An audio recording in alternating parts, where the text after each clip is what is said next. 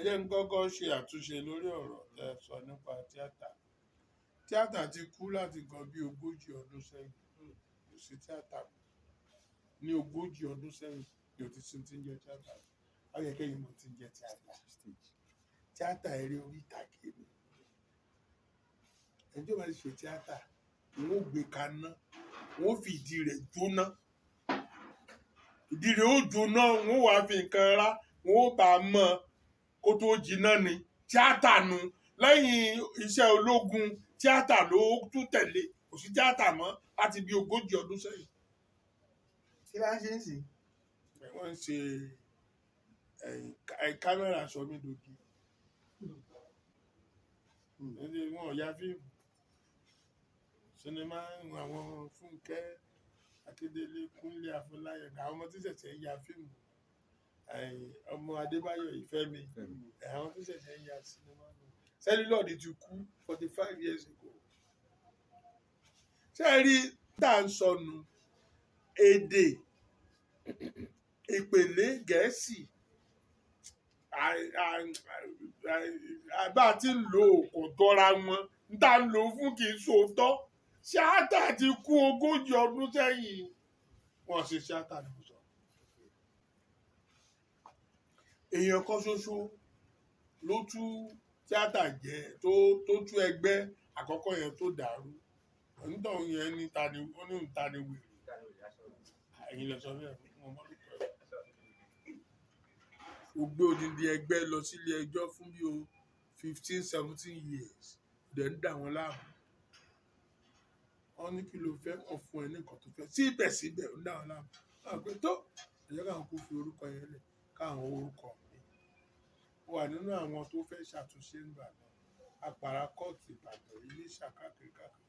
Nígbà oṣù àlá ní ẹ̀wà àjẹ́ àforúkọ ilé kí wèrè máa lọ jẹ. Òun la fi dá tampers.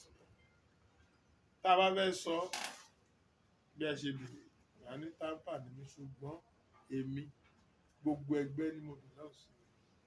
Ẹ fẹ́ gbọ́? Ọmọ ẹgbẹ́ NANTAP ni. ITP, tamper, ANTP, ambassador, ewúrúkú. Iman, one house, gbogbo ẹ̀ ń tèmi, gbogbo ẹ̀. Ìdí rèé o, embassy àdá fún yín àti Jerusalem àti Iman, gbogbo ẹ̀ ní tèmi. Ìtòfin rí bẹ́ẹ̀ rèé, tí n bá rí èèyàn gidi nínú wọn tó lè fún mi ní nǹkan tí mo fẹ́ ṣe nínú sinimá tí mo fẹ́ yà, ṣé mi nípè? Máa pè é, kó tó dán kó jọ ọmọ ẹgbẹ́ mi, máa pè é. Èké ló dáyé táṣà dé lu àpò, wèé táṣà lu àpò. Èké ni. Tó ti dá yín lóhùn. Ẹ jẹ́ ká tó wá bọ́ sápá ní ìjọba ọdún bíi méjìlélógún. Màmá ẹ̀yìn àti màmá Esther Ajayi àti màmá Rego. Báyà pé ẹjọ́ máa ń ṣe wọléwọ̀de, ẹjọ́ máa ń jáde káàkiri. Nígbà yẹn lọ fún tó bá dé màmá máa ń mú ní káàkiri. Ẹjọ́ máa ń lọ síbẹ̀ fún un. Ṣùgbọ́n nígbà tó yá, ó dà pé àjọṣepọ̀ ní òfin bẹ́ẹ̀ tẹ̀ mọ́ lọ́nà. Ẹ kàn ìmọ́lẹ̀ sí ṣé kì í ṣe pé bóyá pé nǹkan kan wà lábẹ́lẹ̀ tí ó yí ẹyẹ kí n ṣàlàyé o. Èmi ò mọ̀ ya Esther Ajayi rí tẹ́lẹ̀. Ìyá Rainbow ni wọ́n ti alábàápàdé màmá Esther. Wọ́n dẹ̀ ní màmá Esther fẹ́ ṣe program kan ní ìlú London. Wọ́n fẹ́ pe Sẹ̀lẹ̀ àti TIANA-CHAN papọ̀ fún program yẹn. Wọ́n á ní wọ́n fẹ́ ká polówó ẹ̀. Kí ló ṣẹlẹ̀? Èmi dẹ̀ polówó tèmi. Ó wà nínú àwọn tó polówó kì í ṣe mi. Wọ́n nù polówó yẹn aṣọ àdúrà la fi ṣe. Ọlọ́run dẹ̀ gba gbogbo ògo bí ti máa gbà. Màmá Esther fẹ́ràn ohun tí Ọlọ́run fi sí mi ní ahọ́n àti ẹnu. Mo ṣe polówó program yẹn. Màmá Esther fúnra wọn pè mí wọ́n sí ibi. Mo wà location. Mo ń ya ṣẹ́tẹ̀mí àti Galaxy ṣe nígbà náà lábẹ́òkúta. Yesterday pè mí. Wọ́n dẹ̀ fi 1 million cents account fún màmá. Ìyá Rainbow ta ní àwọn ní màmá tó ní ká ṣe advert program yẹn pé the comforter ni wọ́n pè wọ́n fẹ́ ṣe ní London. Ẹ àbá mi dúpẹ́ lọ, wọ́n ní kí n pè wọ́n kí n dúpẹ́. Bọ́n yẹn máa ń ṣe nìyẹn bá pè wọ́n padà. Hello ma, ẹ jọ̀ọ́ mà mo máa rí 1 million lákàntì mi ó ju owó tí mo fi ń ṣe lọ ṣé owó tíkẹ́ẹ̀tì ara fi wá sí London fún comforter nìyẹn àbí owó hòtẹ́ẹ̀lì wá ní rárá àwọn ṣe ń ṣe ni àwọn fi bless mi ni ẹ bless mi ọlọ́run á multiply blessing tẹ̀yìn náà àdẹ̀gbàdúrà fúnra wa ọdún à ń sọ̀rọ̀ lẹ́yìn ìgbà yẹn wọ́n ránṣẹ́ pé àwọn fẹ́ èmi àti màmá ká lead àwọn ọmọ wọn àtàwọn èèyàn wọn tó ń bọ̀ láti London ká lọ polówó program yẹn káàkiri gbogbo ìjọ aláṣọ funfun ní Celestial àti CNS a dẹ̀ tún lọ ṣe wọ́n tó fún mi lówó yẹn sáà tó fún mi lówó ó fún mi lówó pé iṣẹ́ tẹ̀ ṣe ẹ̀ka rè mi tí rí wọn ọkọ̀ wọn ní wọn. nígbà tá a dé London ìgbà àkọ́kọ́ nìyẹn fẹ́ mi láti lọ London tí lọ London dáadáa wọ́n gbà tá a dé London fún program yẹn tí mo rí màmá tó ń pè ní ìyá Esther yìí bí wọ́n ṣe ń ṣọ̀yàyà bí wọ́n wá ń gbò wọ́n gbà ṣé obìnrin ni ń ṣe báyìí torí ní ìlú Nàìjíríà gan mi tí ẹ rí ọkùnrin kan kó dá sọ pé òun máa kó èèyàn 500 lọ sí trip crusade kábà tí wàásù èèyàn 5,000 àti sẹ̀lẹ̀ àti CNS ló kó wa sínú plane àwọn ọba ọ̀tọ̀ ni o so it's amazing ó yà mí lẹ́nu wọ́n wù wọ́n bí gbà Ọlọ́run ṣé èèyàn nìyí àbí áńgẹ́lì àbí ẹbọra then àwọn èèyàn wa tó ń dọ̀bálẹ̀ tó ń kúnlẹ̀ tó ń so mọ́ wọn tó ń ṣe bọ́ ó ṣàdúró lókèrè nínú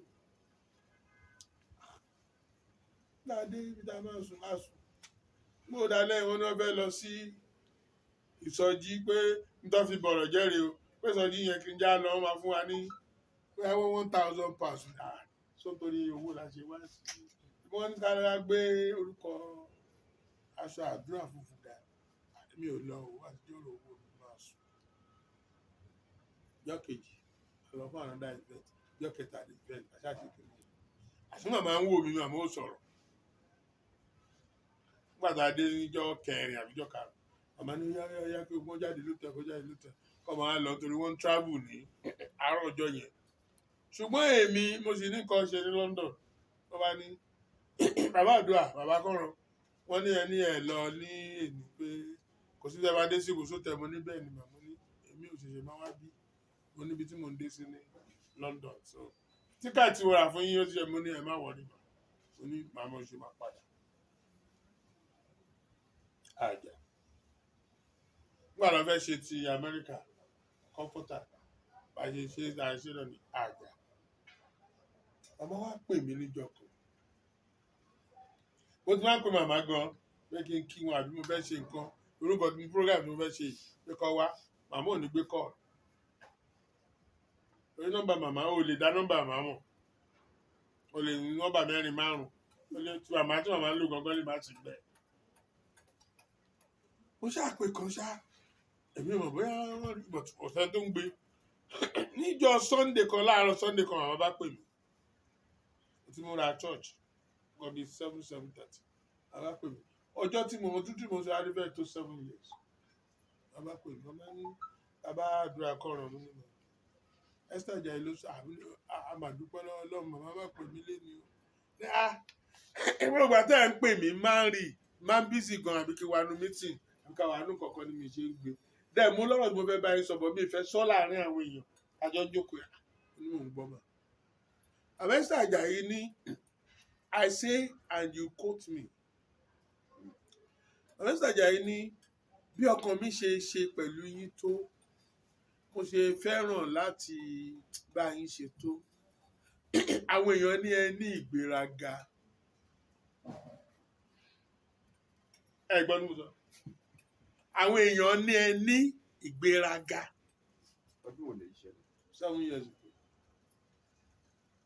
wọ́n á rí nínú ìwà yín pé ẹ ní ìgbéraga náà lóòótọ́ torí ẹ̀ ní mo dẹ̀ ti fẹ́ pè ní sọ fún yín pé kẹ́ lọ bọ́ aṣọ ìgbéraga yẹn sílẹ̀ ká lè jọ ní àjọṣepọ̀ tó dára nínú iṣẹ́ ìránṣẹ́ ni àti ká lè ràn ra lọ́wọ́ nínú ìrìnàjò iṣẹ́ Ọlọ́run onímọ̀ máa kò rí bẹ́ẹ̀ ní àwọn tó bá sọ fún yín bẹ́ẹ̀ láyé kí n sọ̀rọ̀ òdì wọ́n ṣùgbọ́n èmi ò mọ tí wọ́n ń pè ní gbèrágà o mo ń ṣe rí mo ṣe wà yìí mo ní mi kì í ṣe ṣọṣọṣọṣọṣọ pẹ̀lú èèyàn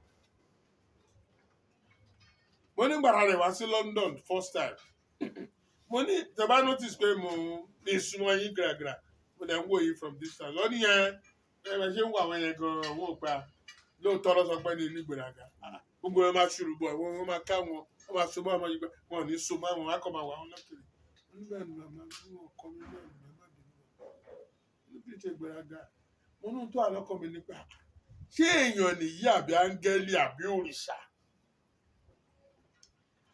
owó tó ná yìí ó lè fi ṣe nǹkan míì tó tóbi tí kì í ṣe nǹkan tó ń ṣe yìí ó dẹ̀ wherever tó ti lè rówó I'm less concerned ó dẹ̀ kó fún crusade fọlọ́hún mi rírí o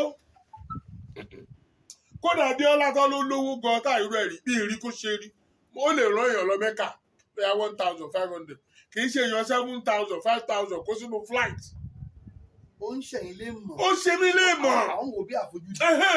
ó ṣe mí bí kàyéfì mo níyẹn kọ́ mo lè tún wá kó àwọn ọba president ẹ fi wọ́n sínú first class ẹ fà wá kan sínú first class Genesis gbogbo wa wọ́n ní wọ́n yẹn tó ń ta ticket wọ́n ní ẹ yẹ kí n súnmọ́ àwọn ni kí n sọ gbogbo yẹn mú ni ṣé àyè tá ọlọ́pàá wà pẹ̀lú wọn tí gbogbo yẹn súnmọ́ yẹn ni máa sùn báwo ẹ fẹ́ sọrú yẹn lọ́dọ̀ yìí bàbá ẹ̀sà bá ń jáde lọ ní Amẹ́ríkà nígbà náà ní London ẹ̀jẹ̀ kí n bẹ̀rẹ̀ láti London àwọn London police bíi 10-20-60 ló wà bá rẹ̀ escort níbí ní ìsọ̀sìn yìí o wọ́n fẹ́ jáde tí di 7 years mo náà máa ń rí dáadáa rẹ̀ mo pò police tó wà báyẹn ẹ̀sà jáde abẹ́ tó 40 mo pò fully armed. So báwo ni fẹ́ súnmọ́ nìyẹn bòbá àti fi ìdí ìbọn àti fi gbá eyín mi kí bàbá tó ní sílẹ̀ bàbá aládùn akọ̀rọ̀ ni o èyí á ti yọ dànù. náà tó fa ni àmọ́ ní kò yá àwọn bẹ́ẹ̀ dáwọn èèyàn sọ nígbà ẹ fi ọba akọ̀rọ̀ lé onígbèraga ní ẹ̀yìn àwọn ṣe ń jìnnà sí mi mo ní kò rí bẹ́ẹ̀ ní ọjọ́ náà that woman send me 500,000 láàárọ̀ Sunday. ó gbé kọ́ yín. bẹ́ẹ̀ wọ́n fún ẹ wọ́n kẹ́ pé yín. fún ara ọlọ́pẹ̀ mi láti ìgbà náà mi mọ tí màmá gbọ́ o a wá lọ sí crusade comforter tí wọ́n ṣe ní Oníkan stadium wọ́n pè mí wọ́n ṣe nǹkankan èmi àti Yárìmọ̀ abágbéra mi mọ mi àti Yárìmọ̀ kan sí wọn a lọ sí crusade yẹn program mo fẹ́ ṣe yìí mo lọ fún màmá lẹ́tà mo lọ fún wọn ní invitation èèyàn kan ní tí wọn bá yọjú sí mi bá dé church wọn kọ mo ní wàá jíṣẹ́ fún wọn bàbá mi ó jẹ́ ìránṣẹ́ Ọlọ́run àti akọrin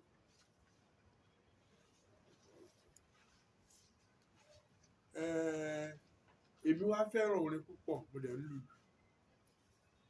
láti kékeré afàmì fún Ọlọ́run bí ìgbà tí wọ́n fa Samuel sílẹ̀ fún Élì ìbejì mẹ́fà níyá mi bí lẹ́ẹ̀mẹ́fà níyá mi bí bẹ́ẹ̀ ni wọ́n dẹ̀ ní Ìdòwú Àlàbá Yẹmí Rẹ̀mí yẹn ẹ̀gbọ́n mi yẹn Àlàbá àwọn ìbejì kan ni ṣùgbọ́n gba àwọn ìbejì márùn-ún yẹn ò sí èmi àdáyé mi nìkan la kò ní ìbejì 19 ìyá mi bí àwa márùn-ún la sí àwọn àmì wò tó wà nínú iṣẹ́ ìránṣẹ́ tí ìyá yẹn là kọjá ni.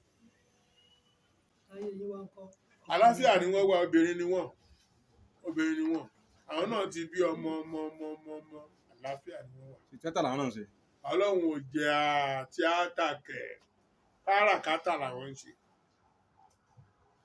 káràkátà. ká tó káàdì ẹ̀ lẹ́sà mo fẹ́ kẹ́ ẹ bá padà síbi ayẹyẹ tẹ́ fẹ́ ṣe ní oṣù tó ń bọ̀ kí ni káwọn èèyàn máa retí báwo ló ṣe fẹ́ lọ àwọn wo ló fẹ́ wá àwọn wo là ń retí ń bẹ̀. ní agbára Ọlọ́run Shina Peters ni wọ́n máa sọ̀rọ̀ sí wa nídìí ọ̀rẹ́ wa kan wọ́n jẹ́ kábíyèsí kábíyèsí ojútáyé àwọn ni ìkan náà àwọn MC wa ti pásọ D àwọn nìkan náà MC wa. A ní tí àwọn ọ̀jọ̀gbọ́n ńláńlá bíi olùdásílẹ̀ àti adarí iléeṣẹ́ fine court ìyá wa ìyá aládùúrà general àwọn ni wọ́n dá new seraph sílẹ̀ ìyá wa Ṣólóyè a retí bàbá wa kan bàbá aládùúrà ni wọ́n lù a retí bàbá wa kan ambassador ni wọ́n àwọn ni wọ́n dá church kan sílẹ̀ wọ́n pè ní the givers. Dr. Edward lótòkè àti àwọn aláṣẹ bẹ́ẹ̀ tí mo mọ̀ tó fẹ́ fò mí díẹ̀. Esther Ajayi ń kọ́. Rẹ́mọ̀ye sọ pé ní agbára Ọlọ́run a máa lọ fún màmá wa Esther Ajayi ní invitation a dẹ̀ ní ìgbàgbọ́ pé wọ́n máa wá. Bàbá wa náà tó ń pè ní kábíyèsí òwúrọ̀ láwà àwọn náà